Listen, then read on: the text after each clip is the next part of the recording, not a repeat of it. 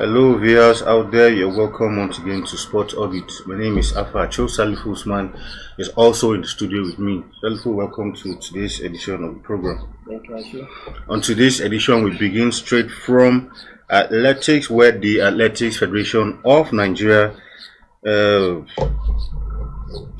preparing to call up some home-based players as home-based athletes for the upcoming Paris Games coming up in another 2 months' time in France. Of course, they are sure that serious preparations are currently ongoing ahead of the Paris 2024 Olympic Games, and I think that's a good development from the AFN, saying that like they have said that the preparations are already taking place. So that means that this is already April, so it means that they have another 2 or 3 months to go into full preparations. Well, in as much as it sounds logical, but if you look at it in a true sense, they say they are preparing the home-based athletes for the Olympic, and we are just talking about Tokyo Olympic. We are talking about something of less than 90 days from now. Olympic is in July to August. And if you are talking of preparations, we need to be at the peak. But if you look at the AFN secretary in the statement released by the AFN secretary, Rita Mosindi, is just trying to defend on some things that are undefended. We have a major event coming up. Yes, I agree with her that athletes are preparing. We just come from all Africa game. The major participators that we just have all Africa game, and at the same time, we are not the only countries or the only participants that participate in the all Africa game. Now we are talking about the major participants who are coming to the all Africa game. Olympic is more higher than the Africa game. We just came from Africa, come from Ghana. And now we are preparing the home-based athletes are preparing for a World Athletic Championship in Bahama. Then what of the foreign-based athletes? What is the preparation like for the foreign-based athletes? In as much I'm not going to try to sound negative or try not to say not lose confidence or to sound as a doom of proper doom. The form-based you can't prepare. If you are to guarantee of any medal winning, I think it has to come from the foreign-based athlete. Very well. And we need to know what is the program like for the foreign-based athlete. Okay, now if you remember what happened at the Tokyo Olympics, if you also look at into the also issue of out of COVID test, it says now they are preparing to ensure that they carry all the 3 out of competition tests. Out of competition, is it telling us that I think they need to tell Nigerians more. The art of competition test is not just about a 2 week to the Olympic to the Olympic. These are some of the things you need to be carried out in sequences, time by time. So, but I think what he's trying to defend, to me, is clearly that he doesn't even know what he was trying to say. Telling us that the home-based athletes are preparing for the Bahama game. If they are preparing for the Bahama game, is it the home-based athletes that are prepared for the Bahama game that you are taking to the Olympic? How many numbers of the home-based athletes that are prepared for the Bahama World Championships have qualified to the Olympic? We know the athletes who have qualified for the Paris Olympic. What is the preparation like? So what is the program like for those athletes who have qualified to the Paris Olympic? How many home-based athletes have qualified for the game? How many athletes? I'm talking about athletics, track and field. How many of the track and field athletes that have qualified for the Olympic are home-based, are based in Nigeria? Very important. Well, I mean, like you said, sometimes these federations do not really get their priorities right. Exactly. I mean, well, let's see how it goes. I mean, the Olympics are fast approaching, so that it won't be 2 weeks to the Olympics, and we'll now start running from pillar to post, saying that we are not properly. Obviously, that's what we are heading to. Even the other day, the Minister of Youth and the Minister of Sport Development was also assuring that form for the Paris Olympic will be released on time. Yes, we need form to carry everything and this and that, but even this time around, if you are within 3 weeks to the 3 months to the Olympics, you are still talking about form to be released, and this form may not even be released until about a week to the Olympics. So, if you know, why not, as an administrator, as a management of the sport, as a manager of the sport, why not fill in the gap? trying to do what is necessary to get for. Since we are very sure that either we like it or not, federal government will definitely release the fund. Getting fund from the public from here ahead to ensure that athletes did not suffer in terms of their preparations. Very well. All right, let's move over from that one where NFF President Ibrahim Gusau recently paid a visit to injured Super Eagles forward Moses Simon, who is currently recovering from an injury he sustained during an international friendly against Mali. Simon was forced off the pitch after colliding with the opponent's goalkeeper in the 33rd minute of the encounter, which resulted in a fractured fibula. Consequently, the player will be sidelined for the next 3 months, missing the remainder of the season. Well, should we say commendable or what? Well, but in my view, that is a good one. It's clearly you need to identify with the players. The player come to play with you, play with you, and of course, also on international duty. Got to go out on national duty. Even though he has flew back to his club to be treated by his club, we need to show concern. And it's good that the NFL president is showing concern. And then this thing to me, I honestly share this move, and I hope it's a good one. Yeah.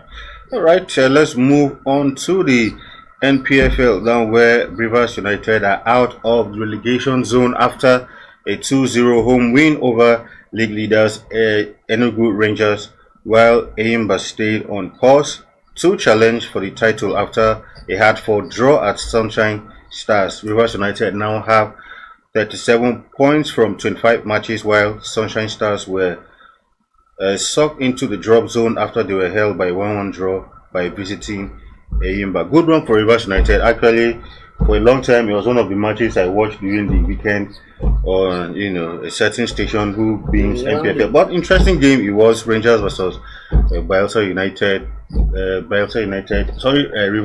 put up a good performance. Had to sustain withhold pressure from Rangers and eventually scored another beautiful, well-worked team goal, and 2-0 it was. But in spite of that win by Rivers United, Rangers incidentally are still on top of the table. Because Lobby also were head to a 1-1 draw. Yeah, Lobby were head to a 1-1 draw, and then even though Lobby has even now dropped down to the third position, on the log. But what is that? Congratulations to Rivers United. They want to be surprised that actually Rivers United be in the relegation zone. Don't forget that they have almost about 4 or 5 outstanding matches. They have about six outstanding matches. Mm. And if you are talking about 6 matches, you are talking about 18 matches. Exactly. So if they are able to 18 win points, this, rather. 18 points, sorry, if they win 18 points. If you can win all of them, they will be champions. They'll be champion automatically, yes. And this backlog of matches is because of the participation in the competition. And these are some of the things we need the organizer of the Nigerian League need to address. We don't you don't see Arsenal or Manchester United or Chelsea or any having backlog of matches because they are competing in at most it's 2.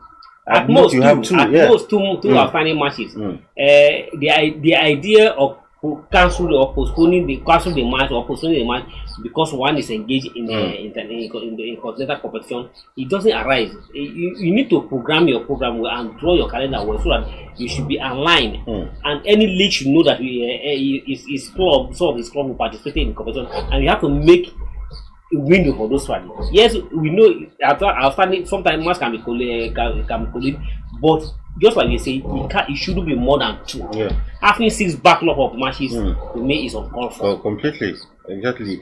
Now let's look at some MPFL results of matches that went down during the weekend. Of course, we told you that it was Rangers 2 Rivers United 2-0 over Rangers in that one, while the likes of Eyimba held Sunshine and the rest of them to a goalless draw. If we have results of those matches, can we have a look at them?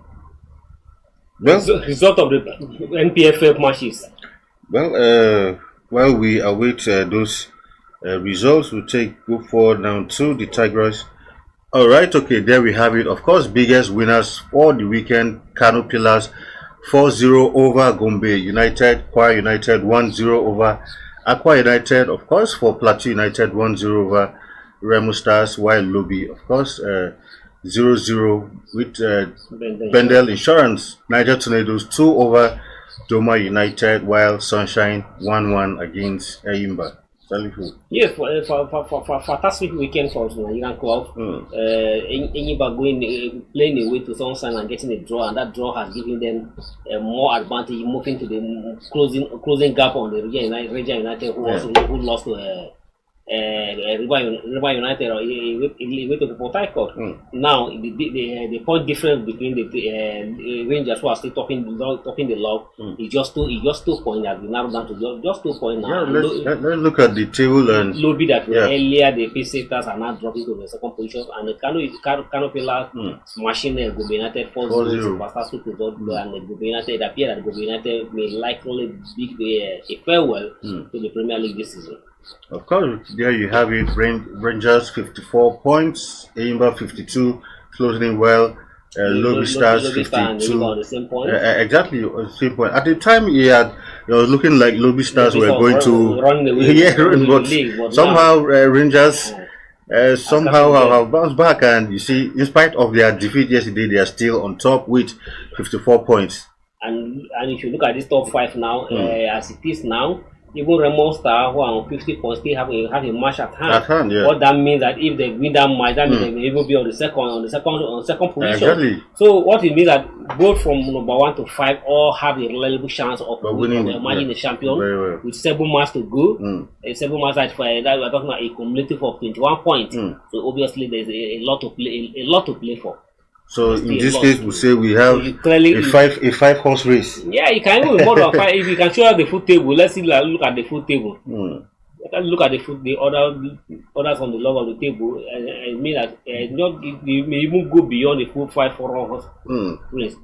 But at least as it stands, Remo Stars closing in. So as it is now, you can't definitely say who may be the likely champion. But all you mean that all the top 5. I still have a relative chance of being the champion. But as it is, Rangers have their own destiny in their own hand. All they need to do is to continue to win and continue to win. All right, let's move away from that to some basketball now, where the Tigers for Divine AK has signed to play for reigning Nigerian League champions Rivers Hoopers at the Basketball Africa League Season 4. AK was outstanding when he made his national team debut at the Afro Basket held in Tunisia 2 months ago. The 6'8" forward averaged 22 points, 8.3 rebounds, and 5 assists in 3 games. He has played in NCAA Division 1 for Radford Highlanders in Spain. He will join the rest of the squad for the second phase of their training camp, which begins this week in Lagos. So, well, good one for that. More firepower for Rivers Hoopers. For Rivers Hoopers who are going to represent Nigeria on the African Basketball Africa. It's a good development in my own view, and at the same time, having some of our foreign players coming back home to play for a local club. We see some of them coming to play for a local football club, and now we're now having the basketballers also coming home. And he's a very youthful guy, and he's youthful after playing in Spain and still coming down to come up to give support to the local club. And to me, it's a good development, and it's a added advantage to the River Hoppers, who are always a regular participant at the Basket Africa League. And although for several times, like more than 2 times that they have represented Nigeria, they are unable to make it to the podium. And I believe that maybe probably this year, we'll see if they can make it to the podium this year.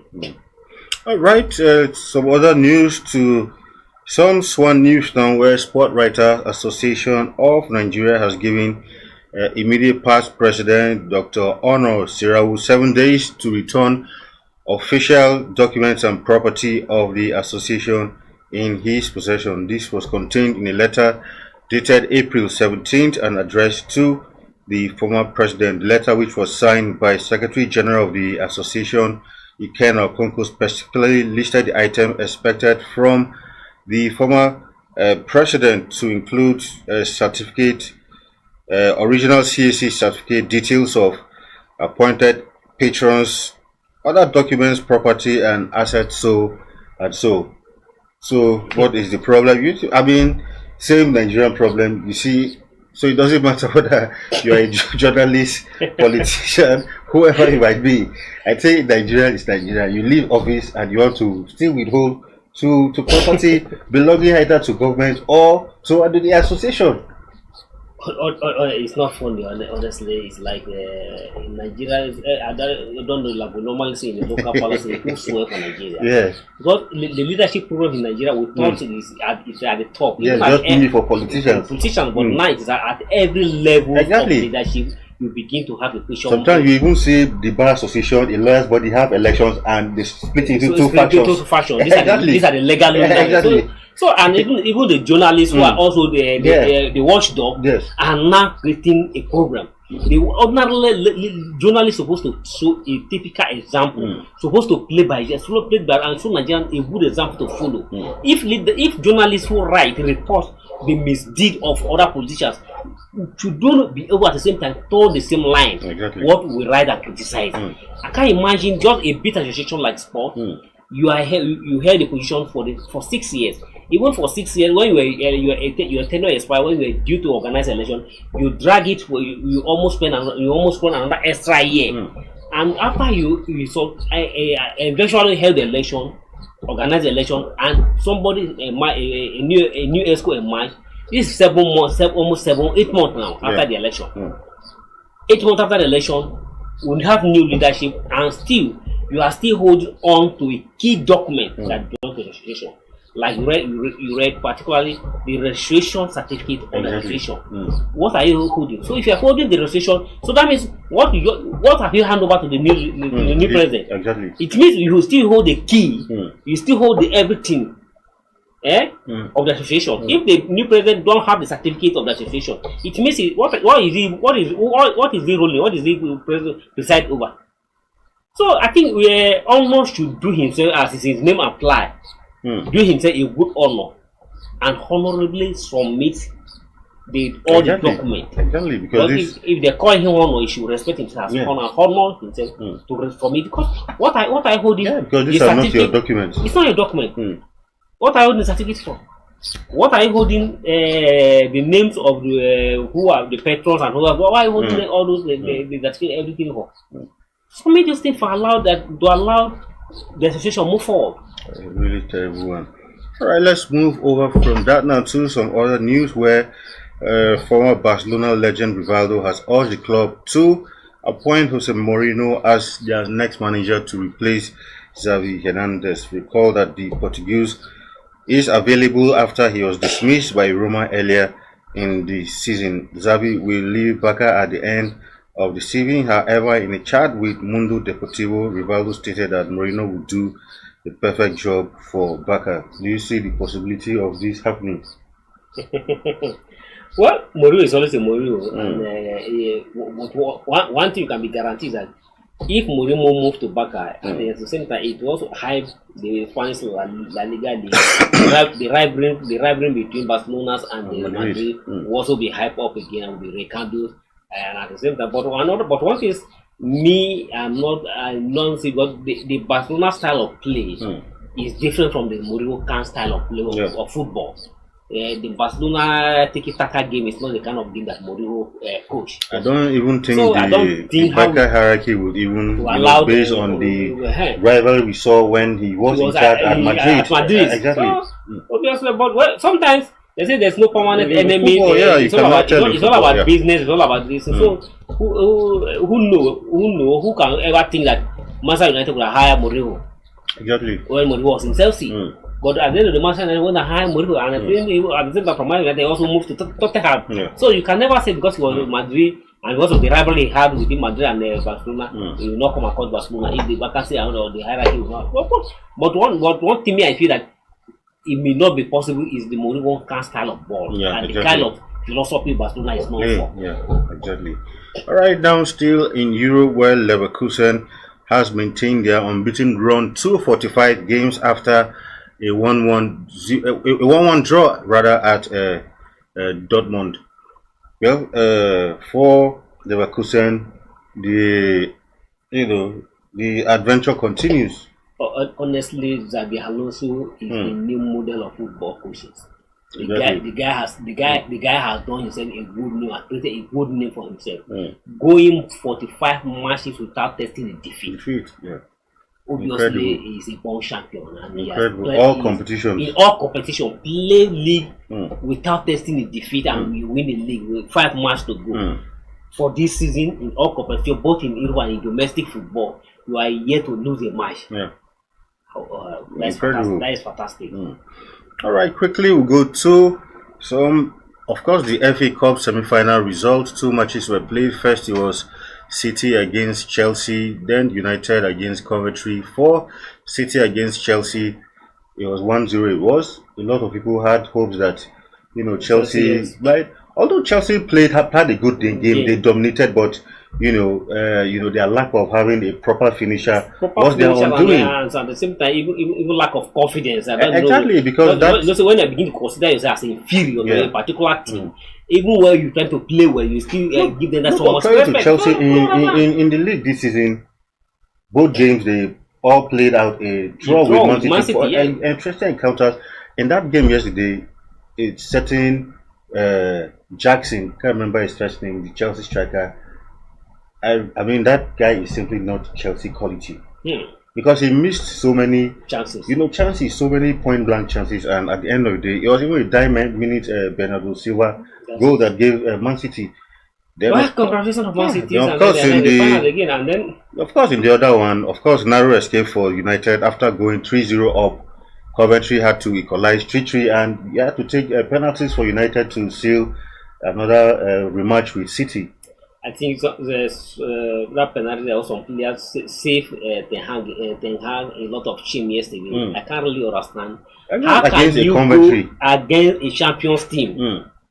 3 go up, 3 go advantage, 3 go up, and a champions team coming from behind to equalize and put you on the day and drag you to the penalty.